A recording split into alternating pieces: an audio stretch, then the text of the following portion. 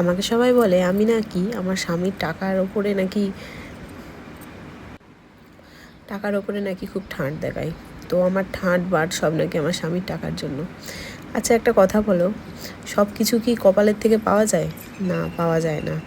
আমার খুব কপাল ভালো, কপাল করে স্বামী পেয়েছি, কপাল করে টাকা পেয়েছি, পয়সা পেয়েছি, সব কিছু নাকি কপাল করেই পেয়েছি।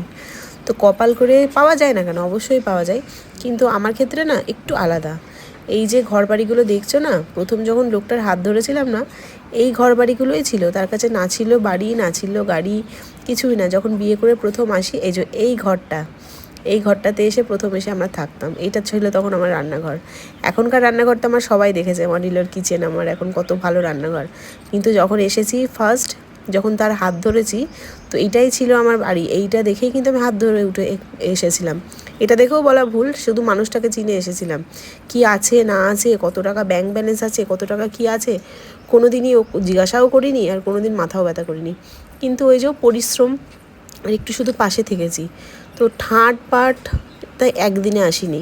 হ্যাঁ, ঠাঁট পাটটা আজকে এসছে, আজকে কপালে ছিল, প্লাস তারও অনেক পরিশ্রম, অনেক কাহিনী, অনেক কিছু নিয়ে আজ আমরা এই জায়গায়। তো কেউ যদি বলে না যে ঠাঁট দেখায়, হ্যাঁ দেখায় বস, ঠাঁট তো একটু দেখাবই, তাই না? ঠাঁট তো এইটুকুনি দেখানো বানতা হয়। এই যে আমাদের গাছের কলা হনুমানে এসে খেয়ে চলে যায়, আমরা খুব কম খেতে পাই।